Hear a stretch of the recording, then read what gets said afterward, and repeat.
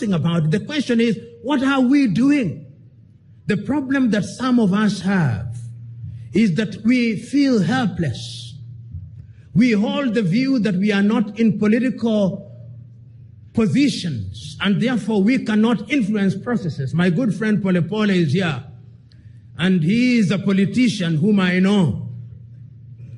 The question is, what must you do within your systems in the political arena to begin to energize processes? One must ask, for example, here in the East African region, what are we doing to ensure that in this region we think as one? I fly from Nairobi 1 hour, 5 minutes, and I now have to grapple with Tanzanian shilling. My Kenyan shilling becomes suddenly useless. I leave Tanzania, I go to Burundi, I grapple with the Burundian franc. I leave Burundi, I grapple with the with the Rwandese franc. I go to Uganda, I'm grappling with the Ugandan shilling. I move upstairs, I'm dealing with the pound. I move to Angola, I'm dealing with the kwanza. 55, almost 50 currencies, which are effectively useless. Because even the leaders don't believe in them. When the Sudanese head of state is arrested and they search his house, you don't find the Sudanese pound. You find the American dollar. And you find the euro. We also don't have faith in our own currencies. And our currencies are going to remain weak as long as we are not united. So in the East African region, what can we do?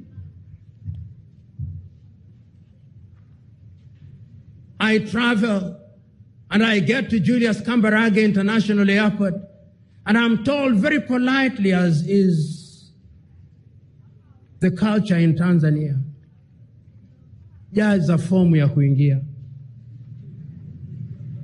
And I obey. But should I, after flying for 1 hour, 5 minutes, an American will fly from Boston in Massachusetts to Oakland in California, 6 hours later, no forms filled, no yellow fever certificate, no passport, no new telephone number. The country works.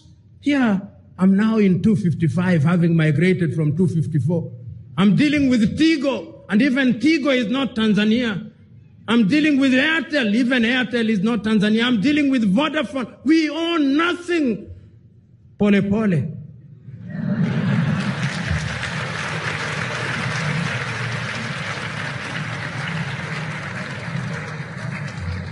But if we are East Africa, we can begin to own things. When we begin to negotiate as East Africans, we negotiate with the EU, we begin to make sense to them. But if we are alone, somebody was telling me that African economies are growing, and I told them, yes, they are growing. But no matter how fast a goat grows, it can only be a fat goat, it can't be a cow. So what we must do is that we must combine all these little goats into a big elephant, and we'll begin to make sense. Kwame Nkrumah, may he rest in peace.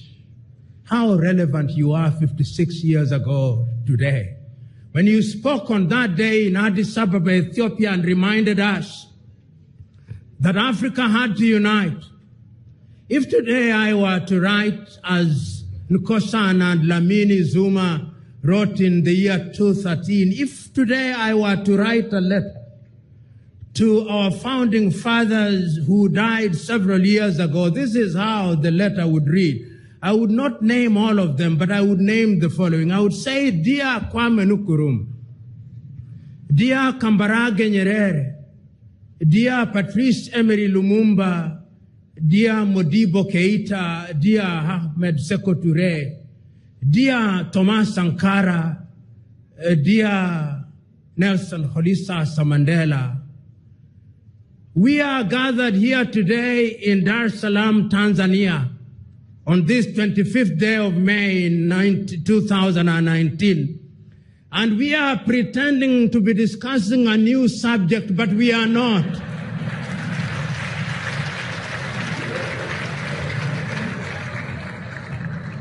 In fact, My dear fathers, we are discussing something that you discussed 56 years ago.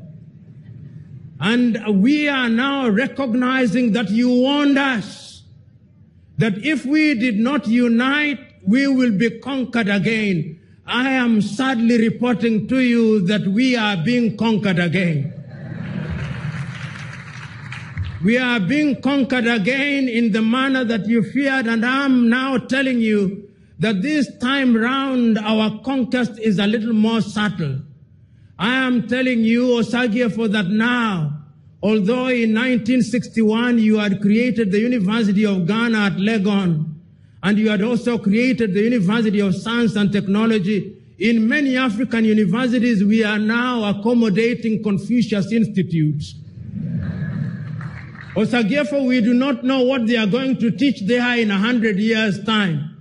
But for the moment they tell us is aid and that they like us. But Okyere, I agree with you, there is no free lunch. We are also sitting here today in Dar es Salaam, Tanzania, the home of your brother, Julius Kambarage Nyerere. And we also are reminding ourselves that Nyerere came up with a philosophy called Ujamaa, which was self-reliance. We can now tell you that in substance, Mwalimu was right. But unfortunately, we are still importing things from Europe. We now have mobile phones, which you did not have when you were alive.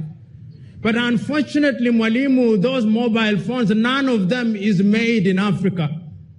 Last week, we saw an attempt by somebody to claim that one was made in Rwanda, but I suspect it was only assembled in Rwanda. Mwalimu, we are trying. I can now also confirm to you that we have many political parties, just as you feared, Okyere. In Congo, there are 233. But Congo is not at peace. In Tanzania, they don't have very many, but I can assure you CCM is still doing very well.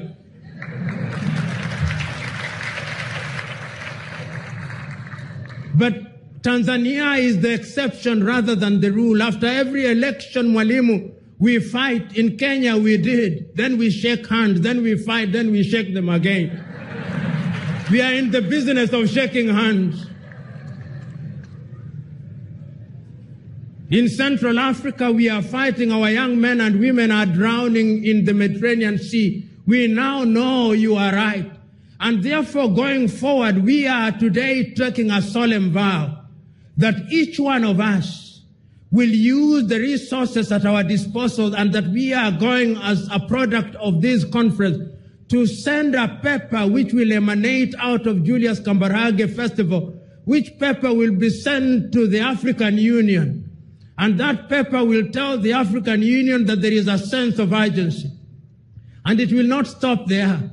That paper will also be sent to all the 55 African heads of state, reminding them that there is need for Africa to trade with ourselves, that there is need for Africans to travel on one visa, that there is need for Africans to have one currency, that there is need for Africans to define ourselves. And Okyere, I remind you, I remember during your lifetime, you hosted both Malcolm X and Martin Luther King Jr. And I am reminded that at one time he was asking his people in the United States of America how long it would take to unite Africa. We are now telling you that it's not too long. It is not going to be long, because young men and women are now telling us that we unite or we perish. Okyere, Mwalimu, Seko, I would have written a longer letter, but I can now see that my audience wants to go for lunch. Permit me, therefore, to stop here in the knowledge that Pan-Africanism is alive and well, and Africa will realize our potential even if it takes 100 years. God bless you.